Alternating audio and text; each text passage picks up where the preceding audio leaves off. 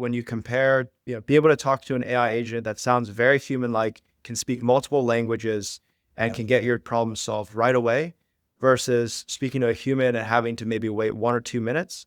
I think more and more people are starting to choose getting their problem solved right away with an AI agent. Chad Peterman here, and you are listening to Can't Stop the Growth, a platform for leaders and teams to grow and thrive. We highlight the importance of personal development, pursuing greatness, and always chasing your potential. Let's get into it. Hello and welcome to another episode of Can't Stop the Growth. I'm your host, Chad Peterman, and today I have a friend of mine on the show. I know what you're thinking. You probably read the description and said, oh my gosh, another AI tool. What am I supposed to do with this? You've probably also heard me talking about the fact that there are a lot of tools out there that can be used, but you need to vet them and you need to use them properly. I'm excited to have my friend on here to talk about what he has created, because it is a tool that we are currently using here at Peterman Brothers and really working with their team to find different solutions and different case studies. And they've been super helpful in figuring out what it is and how do we best use this based on their expertise on the AI side and then our expertise on the operations side. So without further ado, would like to welcome the founder of Avoca, Tyson Chen, to the podcast. Welcome, Tyson. Thanks so much for having me, Chad. It's a pleasure to be here. Absolutely. Excited to have you. Obviously, we've chatted a couple of times before. You're working with our dev team on some solutions and different stuff. But I guess before we get started, if people haven't heard of Avoca, I'm certainly sure they probably have. But give us maybe a little bit of your background, as well as kind of what Avoca is, what it's aiming to do, so on and so forth. Absolutely, yes. So in brief, Avoca, we're the leading AI call center platform for the trades.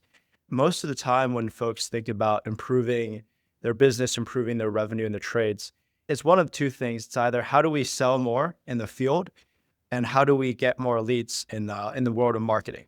And the thing that everyone always forgets is the importance of converting leads into jobs. And that is the role of the call center, which in my opinion is probably the least understood area in the entire business. And that's exactly what we tackle. And so, there's two main product lines. There's Responder, which you can think of as the AI CSR. Anything your CSR can do, our AI agent can do as well. And then Coach, which is essentially real-time training and coaching of all of your calls in your call center so that every agent can be a top performing agent. So that's Avoca in a nutshell. We work with over 200 of the top companies in the trades and the largest and the most ambitious, and of course, including you guys now as well. So very excited for that. And my quick background is I've been in AI, deep in AI for over 10 years. It's where I met my co-founder back at the Voice AI lab back at MIT. And really kind of the passion for the call center business stems from really my time and upbringing in a rural town of Pennsylvania, where my mom came from an immigrant family. My mom was one of the first ever acupuncturists in York. Because she had a bit of an accent, I actually managed a lot of her operations, including taking all of her calls for her. And I always remember my mom saying, Tyson, wherever you're in the house, whenever the phone rings, stop what you're doing and run to that phone, because the sound of that phone ringing is the sound of money. Love it. A quick aside. So you grew up in York? I did. Yes. I grew up there, started when I was 3 years old. Okay, cool. So quick story here. So my first job out of college, the headquarters of the company that I worked for was in Glen Rock, Pennsylvania. So just down the street from York. We used to go to York to have lunch because there wasn't a whole lot in Glen Rock of places to eat. So I'm familiar with York. Isn't there is that Harley Davidson? Is that where it's from, or is there just a big store there? There's it's a big manufacturing. It's actually one of the main two manufacturing facilities in the entire country. So York is known for that. And another fun fact about York is it was once the capital of the United States. Back before the U.S., actually, when it was just the colonies, the Continental Congress was in Philadelphia, and when the British invaded for 2 nights, they moved the capital to York, Pennsylvania. So, guys, we're not going to be talking about AI anymore. This is all going to be a U.S. history lesson, it appears, and stories about my upbringing as well as Tyson's. No, no, that's a small world out there for sure. I would assume that you probably don't talk to many people who know where York, Pennsylvania is or have ever been there. I've done both. All good stuff. I think, to get back to what you were saying earlier, I think you have hit the nail on the head with the fact that most home service companies have neglected the call center for so long. And I don't think it is ooh, you did something wrong. I think it is, just as you said, the focus has always been on the field professional. How much more can we sell? Can we turn on marketing? Can we get more leads? Can we do all of these things? And I think a lot of it is a product of the owners and operators of these companies were, a lot of them, former technicians. And it was, the call center was kind of out of sight, out of mind. Nancy's answering the phone. She'll send me the next one, whatever it is.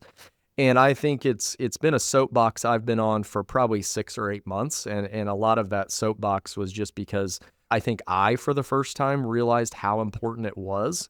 And I know here we have some amazing, amazing people. I was actually in a meeting earlier with them, and we're making some adjustments, and we're trying to figure out the best way to do it and how do we maximize the calls coming in and all of this stuff. And I think what I'm grateful for is people like yourself who have recognized, hey, you guys are missing this piece.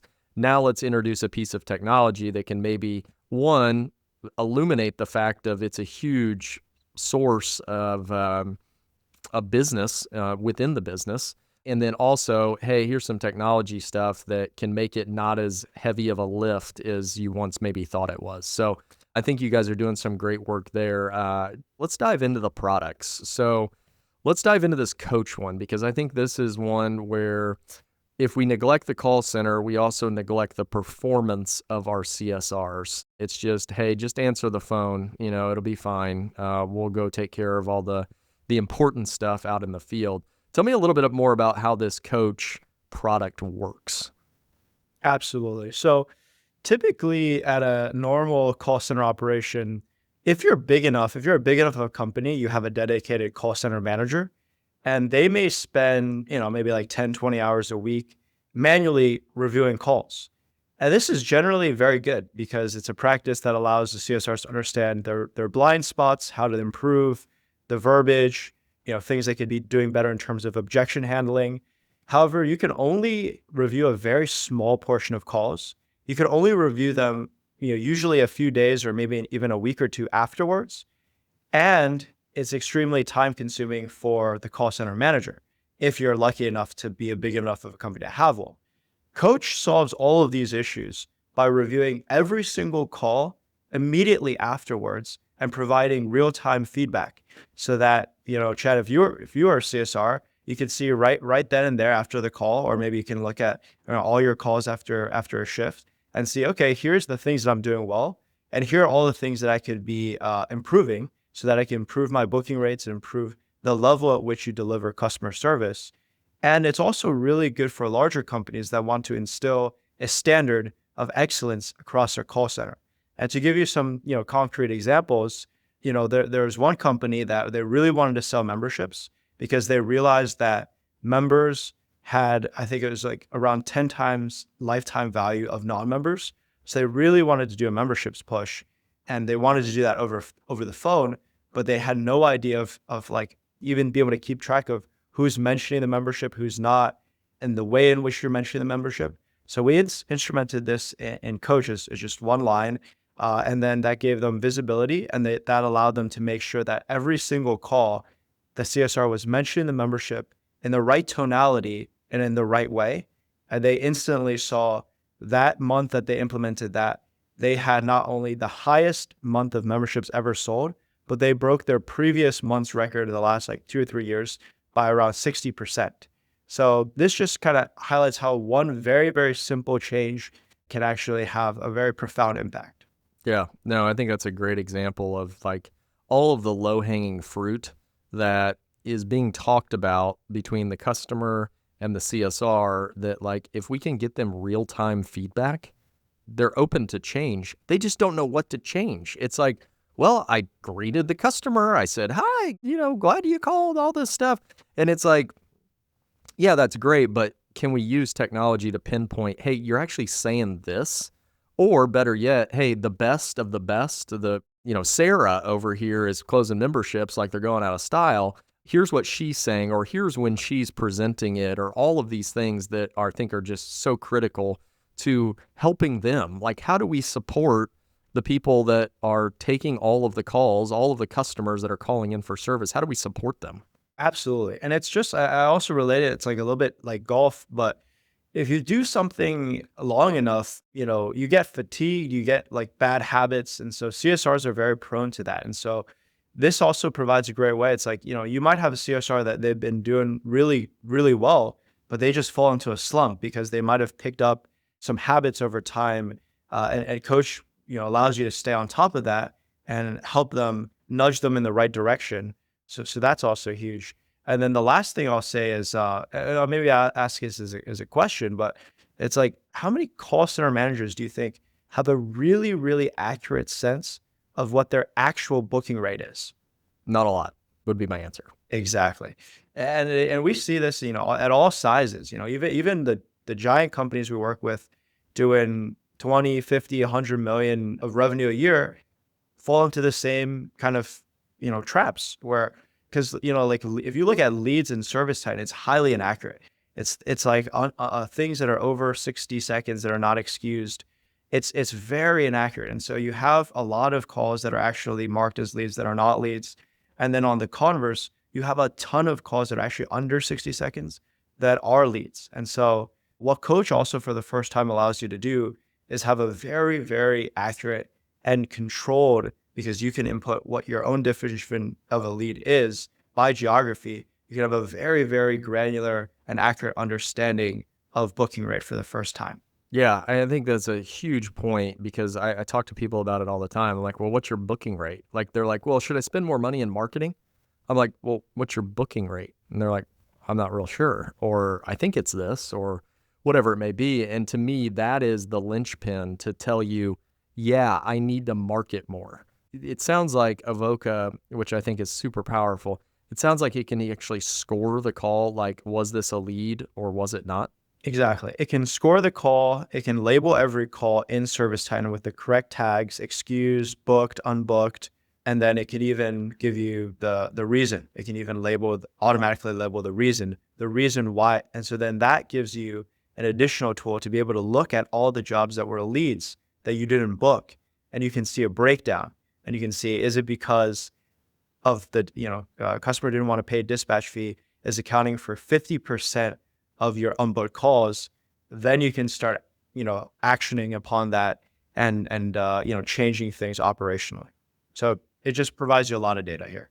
Yeah, no, I think that's so powerful and such a great point is for those of you that aren't sure what your booking rate is, and if you're using Service Titan, and please correct me if I'm wrong, but in order to score a lead, unbooked, booked, or not a lead, you have to manually go in and do that.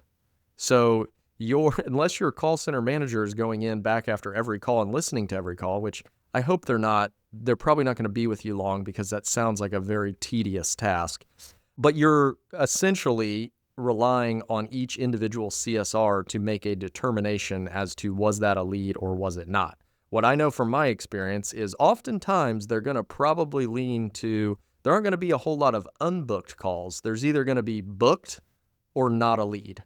And my guess is a lot of those not a leads were actually leads. Just because someone says that they don't want to pay a dispatch fee doesn't mean it wasn't a lead. It means that we need to sell through that.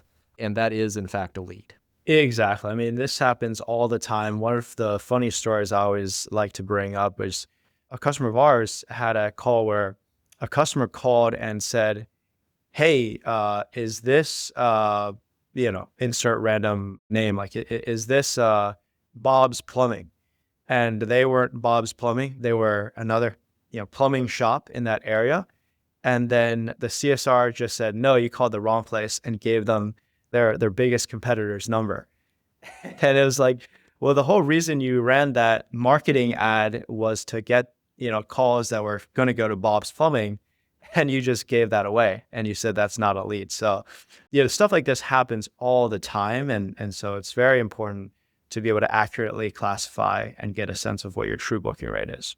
So I think the coaching product is going to be is huge for if you're actually going to understand, what's happening with those leads. And you brought up an example of, why are they not booking? I think that's important too. Like, are we understaffed? Do we have a crappy scheduling process? Were they unclear of what it was? Like, there's got to be a reason why they weren't booking. And I think that gives us a lot of insight into what business decision do we need to make next, where oftentimes we're trying to make a business decision based on a P&L at the end of the month and going, well, it looks like this. And it's like, we have this resource with customers calling in that's going to direct a lot of the actions and choices that we make as a business once we have this information.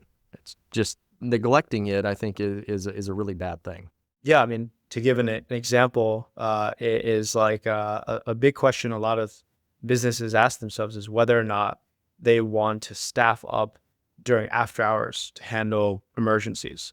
And so, there was a recently company we're working with that decided to pull back and not staff up during emergency, like, after hours situations. And we're able to give them the data right away. It's like, okay, well, then in after hours calls, here's the percentage of jobs that you're not getting now because you don't have an on-call technician. And that's, if you think about understanding the expected value or average revenue from those jobs, then you can start to think about exactly how those business decisions translates to your P&L at the end of every month and at the end of every year. Yeah, no, that's a great point. I mean, when you have a true booking rate, you can tell, not even after hours, like when during the day do you book most of your calls? Well, the phone seems to ring a lot during here. Like, well, what type of buyers are those? Are the people calling first thing in the morning? Are they like willing buyers? Are they, just shopping around? What's the person at the end of the day, middle of the day? What do all these start to look like? Well, then you have the data to go make a proper decision on what you should do next. Exactly. Yeah. It all centers around how do you create a system that allows you to make more data-driven decisions to power your business. So let's switch gears here a little bit to kind of the what'd you call the other piece? Responder. I was thinking of I was going to say voice or talker. All right, that sounds better. You did a little more research on the name, but tell me a little bit about responder. Like, what does that mean? I know people have a ton of questions of like, are people really going to want to talk to someone on AI? You've probably heard all the questions. Tell me a little bit about how it works, and then we'll dive into, mainly because we're using it for one scenario, but I'm sure there's a ton of scenarios where you can implement this AI tool to help your business. Yeah, absolutely. So really, to mention at a high level, Responder captures, response to leads across all of the main channels of communication, predominantly voice, because we know that 85-90% of leads come from a call, but it can also handle web chat. It can also handle text and, lead forms as well. But maybe we could focus on voice since that's the biggest one. So what we found is that, every major technology has this product adoption journey. And generally there's this general idea of a chasm. I think a year ago, we saw that only the most innovative companies were adopting this technology to answer their calls. But now, just 1 year later, we've crossed the chasm and it's now hitting the early majority. And so that means that a lot of the folks that are actually looking almost at every call and looking at the booking rates are looking at this technology and starting to adopt that. And so what we see is that consumers are also much, much more likely to respond to the AI now. And that's across the gambit. After hours overflow, we typically start in the after hours and overflow because during those times, the existing alternative is already is like extremely bad. I mean, most folks hate their after hours answering services. They're usually not local. They're usually outsourced. And the whole time is usually a minute or more. whereas the AI will answer every call in the first ring. And so that's usually where folks start with us, and then they expand from there. Yeah, no, that makes a lot of sense. I think to hit on your point about kind of how you were explaining at the beginning, I'll give a little bit of my background, or at least a little bit of my like thinking on this AI stuff, technology in general, so on and so forth. So, we adopted, I think, Service Titan back in 2015. And it was like, oh, this is the new fandangled thing. That was technology, like Service Titan. Here it is. And so, over the last, I guess it'll be 10 years, I think here in April, that we've been using this tool. And they've obviously made iterations and developments and just made it better and better and better as we've, continued to move forward. I would say that over the last probably 2 years, when all this like AI stuff, which to me it gets a bad name, but it's so many things within those two letters. What I would say for listeners is I've never seen it move this fast. I think that it's only going to, we always say, today is the slowest day that technology will be. It's going to be faster tomorrow and the next day and the next day and the next day. But I also think it's one of those things that because the technology is so great, it only speeds it up. So it's coming. And I think it's one of those things where the public, our customers, they feel it too, right? It's like, the iPhone's rolling out a new update every 5 seconds. Some we like, some we don't. But all of these things are transpiring. And I think the cool part about it is it can be overwhelming to a certain degree of like, oh my gosh, all this stuff is coming at me. But I think also the cool thing is it's iterating so fast that it just keeps getting better and better. So it's like, at a certain point, you've got to dip a toe in and you've got to go, okay, I'm going to try this and we're going to do this thing. And then we're going to kind of see how it iterates. I don't know how would you say that most customers are utilizing your product? Is it kind of like hey, let's try it here. And then if that works, then we'll move it over here and then over here. And then all of a sudden it's more and more. How do you see that kind of customer journey working?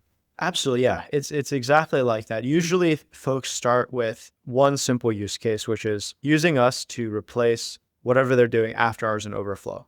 Sometimes that's voicemail, in fact, where the ROI is exceptionally high because you're going to lose probably 95% of leads. No one leaves voicemails.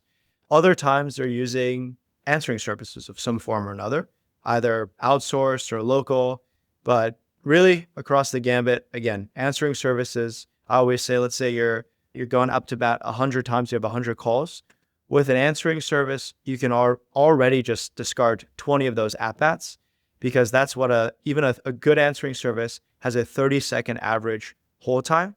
That probably means that at least 20% of all your calls are going to be answered in a minute or more, and folks are just not going to wait that long. So if you're using an answering service, you're already going from 100 to 80 at-bats because of that abandonment rate loss.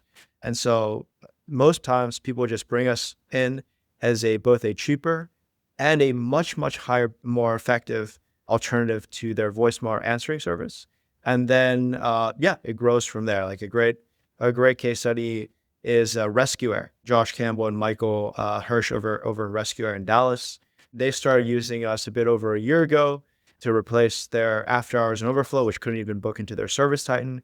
And then we've since grown quite a bit now. And now they started, I think, with around 15 CSRs. And every time a CSR kind of naturally gets promoted or leaves, instead of rehiring, they're able to just lean on our software more and more. Yeah. No, it's really powerful stuff. I think that, when I think about the ability to answer more calls more timely, we're always talking about how do we reduce our marketing spend? How do we reduce our marketing spend? And unfortunately, you're trying to reduce at the same time that Google's getting more expensive. So that's a tough math equation to figure out.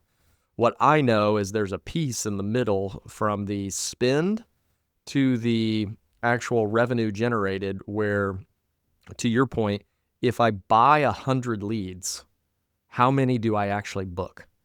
And to me, that is the piece where people aren't looking, and I'm always quick. They're like, well, what's your cost per lead? What's your cost per lead? I'm like, well, is that cost per phone call or cost per booked lead? Like we booked it, we're running it type thing. And I think that's important kind of verbiage for people to kind of parse out, is to make sure that you're talking about the same thing. A cost per lead versus a cost per booked lead is a little bit different. And so making sure that you're driving towards, the same thing. I guess one of the questions I have is like, so customers are talking to AI agents, apparently? Yes, exactly. Ah, tell us a little bit about that, because I know that's a big question. Like, oh, no one's going to talk to some robot. That's crazy. No. We get asked that all the time. But again, I'm a big data person. And so the data shows that it's working, and the trend is very positive, in the sense that around a year ago, when we did the analysis, around 20% of the time when the customer figures out that it's an AI, and most of the time it's configurable by our customer, we always advocate to be upfront and transparent, so that you're just transparent. But what we identify is that more than anything else, the customer just wants their problem to be solved. So if you are able to let them know that you're able to solve their problem, they will actually continue with the conversation. And many times the AI conversations, booking calls, are shorter. So they're actually able to accomplish their objective in a shorter amount of time. And as I was mentioning before, around a year ago, maybe around 20% of calls, once they realize it's an AI, they hung up and we have to call them back. Now it's dropped to below 10%. So already in a year, we're already seeing that consumer sentiment shift as folks are getting more and more understanding and realize that this is the way the future is going to be. And so I see that trend even more strongly. And again, it's like, when you compare, be able to talk to an AI agent that sounds very human-like, can speak multiple languages, and can get your problem solved right away, versus speaking to a human and having to maybe wait 1 or 2 minutes. I think more and more people are starting to choose getting their problem solved right away with an AI agent. I think you're 100% right. I'm going to do you a little favor here, because I'm going to do a little tech speak here. So typically, if you ever ask a customer or ever ask a technician who's working on call, hey, Bill, do you run? Because technicians are like, oh, I don't want to run on call. That's terrible. I hate it. It's terrible. And if you ask a really good one, hey, Bill, how many of those calls do you run? He's like, oh, not many. Oh, really? Why is that? Oh, most customers just want to know that they're on the schedule. And that is true. You said it yourself. They just want to know that someone is going to come out there. It doesn't mean that they need to come out there now. Doesn't need to mean that they need to come out in the middle of the night. They just want to know that someone's going to come out and take care of this damn problem. So that all back to, think about it from that perspective. If a customer just simply wants to know that someone is going to take care of them, do you think they care if it's an AI agent or if it's your damn dog who booked the call? If Rufus booked it and they said that you're going to be on the schedule, it'll be okay. All will be good. And so I think it's just one of those things we've just got to kind of get over. I think the other piece too is just to kind of promote, like, hey, I think this whole talking to an AI agent is not, think about the last time you booked a flight. Did you talk to someone who was AI? Think about your credit card. Think about all the things that you've probably been talking to an AI agent for quite some time now and it didn't dawn on you, because why? Because you needed whatever it was that you were calling for. And so I think that's just, I say that just to maybe kind of give listeners the other side of it. Like, yeah, of course Tyson's going to say that people are great. They love talking to AI people. Yeah, I get it. He's got an AI product. But from my side of the coin, just think about it like a consumer would. If you called, are you going to be like, well, I'm not doing business with them. I think that was like an AI person or something like that. Who are these people? No one's going to say that. So I think that piece is something that we've got to get over, and then harness the technology. How does it work? How do we get better at it? Talk to me a little bit about this overflow thing. So like, I know that people, at least here in the Midwest, it's about 15 degrees and there's a foot of snow on the ground. So phones are a ringing, and everybody's got a hold queue, because you can't staff your CSR department to take the 6 weeks out of the year when your phones won't stop ringing run me through like what is overflow? How does that work? When's the AI picking up? When's the CSR picking up? How's that work? So the most common setup for Avoca is after hours. You specify the hours, and the AI picks up immediately. It's important that you pick up immediately because we've done a lot of data analysis on this as well, and we see that when CSRs that pick up on the first 2 rings have a 15% higher booking rate, even if compared to ones that pick up on the first 30 seconds. So picking up fast is extremely important. So that's one. So weekends overflow, after hours, it goes right to the AI Avoca agent. And then for overflow, you could set up the time, but let's say 1 minute, 2 minute, you allow your CSRs to ring. And then if no one in the CSR room is able to pick up that call, then it goes to Avoca. And so that's exactly the setup. It's just call forwarding. Yeah, instead of having a call hang on the line for 5, 6, 7 minutes, most of the time they're just gonna hang up and call a competitor. You can set it up so it rings a specific number of time, and then it goes right to the AI agent after that. So is it fair to say that with Avoca, you would never have a hold queue? Yes, exactly. With Avoca, you can just set, because Avoca can pick up infinite number of calls at the same time on the first ring. That is exactly right. You have unlimited agents, basically, that know what they're doing and they're trained to do the right thing. Exactly. The consistency is also important because I think what we see a lot is even the best CSRs, and by the way, like CSRs typically have a very, very short lifetime in terms of their working at the same company. And so, you're training a CSR, might take them 2 months to get fully up to speed. You might only have them for another 4 or 5 months, and then they either get promoted or take another job at a place that pays them, 50 cents more per hour.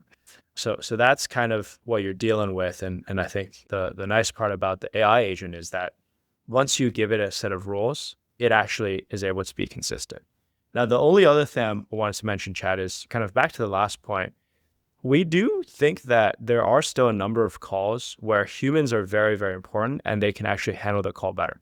If you have a real emergency, or if you want to talk about any type of pricing, any type of negotiation, it's still better to actually speak to a real person. And so there's actually still a lot of benefits there. And so I think the nice part is that we've created a system that actually integrates humans in the loop. And we actually have a team of sales professionals that we've trained in-house that supplement the AI agent. And so to our knowledge, we're the only company that does that, A, and then B, it can also even transfer back to your own agents. So a very, very popular emerging way that folks are using the Avoca agents as the first line of defense. So in a time like this where you might have, let's say, 10 agents, but tons of phone calls, the important thing to do is to actually make sure that your greatly trained CSRs are handling the most important calls. And from what we know in the data, only around 50% of calls that you get in a day are actually lead calls or bookable calls. And so the other 50% are just random inquiries, hey, can I get billing, vendors calling you, spam. All of those calls can be fully handled by the AI, leaving the actual important revenue sensitive calls to your CSR. So this is, again, as we were talking about before, like just so much low hanging fruit that can be optimized for if you just, make some small changes in your business. Yeah, I'll give listeners a stat here and why we've engaged with you guys to kind of handle some of this stuff. So we did an analysis of like total calls in a month that come in. So every phone call that comes in, what is it? What we found, and I'm sure this is similar in most businesses, what we found was that over half of our calls that we took, so calls that come in, if we took 10,000 calls, 5,000 of those calls were either telemarketers, robo-dialers, or our own customers calling back to either cancel an appointment or reschedule, or just, hey, is the technician, are they close by, where are they at, whatever it is. So it's one of these where it's not a true like sales call. Like they're not trying to book an appointment. Appointment's already been booked. They're just calling just to say, hey, just wondering if so-and-so's coming, or hey, my daughter got sick at school, I'm going to need to cancel, so on and so forth. Like all of these that we're taking the time of our CSR staff to answer, handle, reschedule, rebook, all of this stuff that I think, or our hope is those 5,000 calls, they never hit our CSR. Now, we have some technology in place that is using some AI to guess why that person may be calling, so we're able to route them, which is helpful. But think about all those calls that you get, and you're like, why is there a hold queue? Why can't we book? Or better yet, God, our CSRs are busy and we got a hold queue, and yet we're not busy on the board. Like, we're not booking, there's no calls coming in. My guess would be a lot of those are junk that are coming in.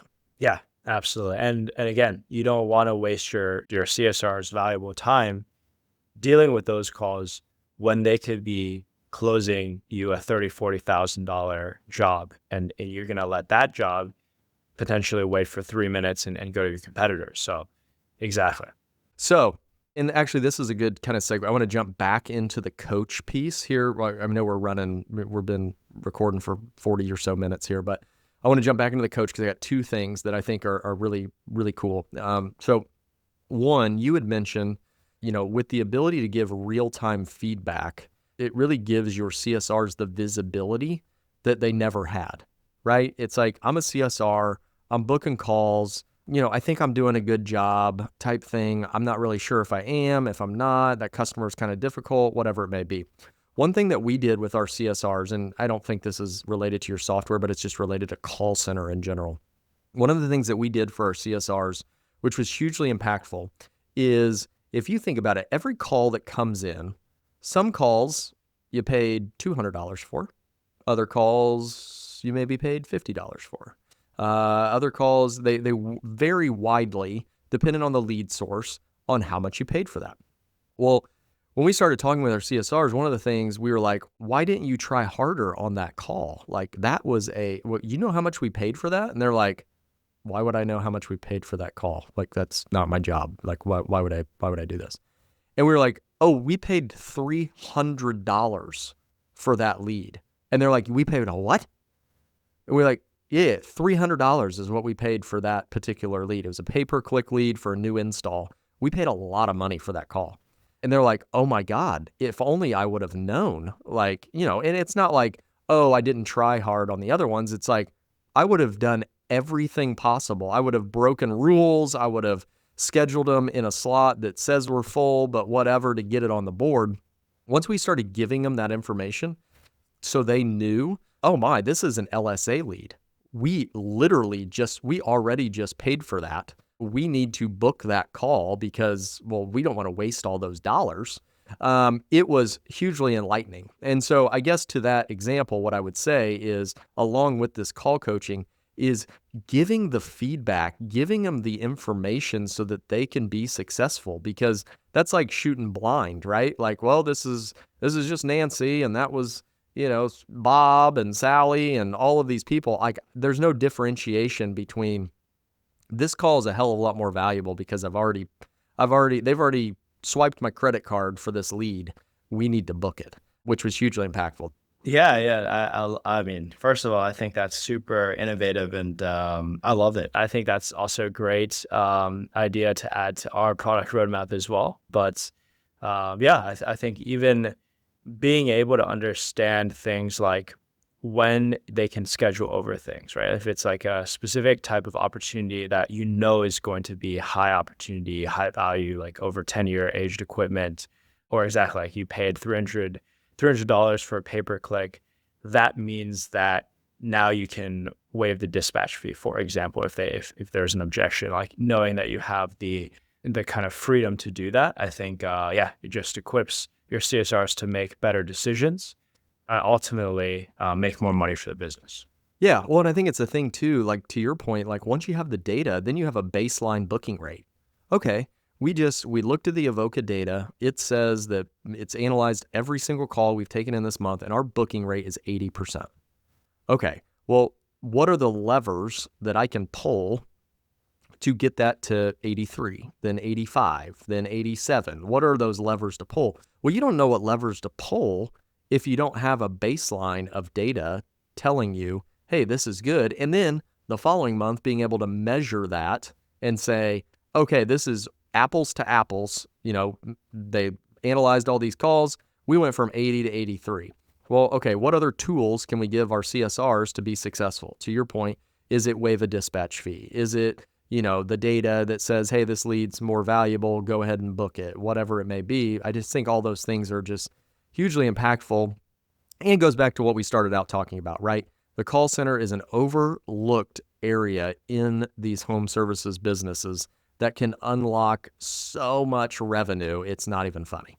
And that revenue also, goes right into revenue and then also EBITDA as well. And so, even small changes, very small changes, in fact, if you're even able to increase your booking rate 5 to 10%, which we've seen as kind of the baseline of what people improve when they start using us. If you're a $10-20 million business, that's millions that you're putting. Yeah, because you already paid for it. Like your marketing spend is X percent. If it's 10% of revenue, well, if you increase revenue and just spend the same amount of dollars, well, that's a way to reduce your marketing spend without saying, we're just not going to spend as much. Well, if you don't spend as much, you're not going to have as many leads on the board. And obviously there's a ton of different levers in there, conversion rate, average ticket, all of these things. But like, to me, this is like the baseline of the baselines. Like, how do we get our booking rate to 90+% where every call we buy, we're running, and so on and so forth. I just think that's so powerful. Exactly. And then obviously on the cost side, like again, we never recommend folks to get rid of any of their CSR staff. But again, as I mentioned before, high turnover industry, you probably will very naturally have half of your CSRs, have attrition over the course of a year, just because of promotions and then, performance promotions, people just leave for other jobs. But again, it's like, if you have 10,000 calls and half of them aren't even bookable leads, you can have all of those taken by the AI. And so that means you're able to directly increase your technician to CSR ratios. And then, it's just going to directly go into your EBITDA. Well, and I think the other piece too is, like you said, I don't disagree with you that, CSR, it's a, potentially a high turnover place and stuff like that. But I think the question that we all have to ask ourselves is why? Why is it a high turnover position? Well, more than likely, if we've neglected it, they have no KPIs. They have no way to earn more money. They have no way to do all of these things. And to me, having this data allows for you to start setting some KPIs. What is your own personal booking rate? And I tell you what, is it worth, we just ran the math there. Is it worth, if I can get a CSR, some coaching, and they go from an 85 to a 90% booking rate, how many dollars is that worth? Are you willing to give them a few more dollars an hour or whatever that looks like so that you don't lose them? But if we just say, well, this is what a CSR, I'll pay them, and I'm always a big believer, you get what you pay for. And if you don't give them a path to progress, to get better, to earn more dollars, like this is the easiest way to judge performance. And we do it with our field professionals every day. Hey, you do more, I'll pay you more. Why can't we do it here? And I think that there's just a huge opportunity to utilize products like Avoca, and then also just focusing on this particular area. I think it's just massive. Yeah, and you hit it right on the head. I think even all of our amazing, folks here at Avoca, one of the things we really prioritize is coaching, and everyone wants a path to progressing in their career and getting better. And so, I think exactly that is what it could be, what we can provide for your call center. I love it. I'm so glad I had you on here. This is something, again, it's top of mind for us. And my hope is it's top of mind from here moving forward, is how do we improve our call center? How do we improve our booking rates? How do we improve the customer experience when they call in? All of those things. And I just can't thank you enough for your time and sharing a little bit about what Avoca can do and how it can help. I guess if listeners are interested, they're saying like, got me sold. This sounds great. Like we need to check this out. What's the best way for them to get in touch with you, Tyson? Yeah, so 2 ways. One, you can just email me directly at Tyson@avoca.ai. That's avoca.ai. or they could just go to our website and book a demo and talk to one of our amazing sales team members. Love it. Thanks again, Tyson. Really appreciate it. For you listeners out there, go focus in the call center. Go spend some time in there. Go figure out how you can improve it. If it happens to be with one of these tools, great. But what I would suggest is you go figure out where your holes are and then how we can use tools like this to plug in to fill some of those gaps and to continue to progress forward. Again, Tyson, thanks for the time. Really appreciate it. I know listeners probably got a lot of information, maybe more than they bargained for, because this is the soapbox I've been standing on for a while, but appreciate the time, man. Awesome. Thanks so much for having me, Chad. Thanks for tuning in. If you'd like to get connected, you can find me at chadmpeterman.com. To see what our team's up to, you can visit petermanbros.com. As always, keep growing out there.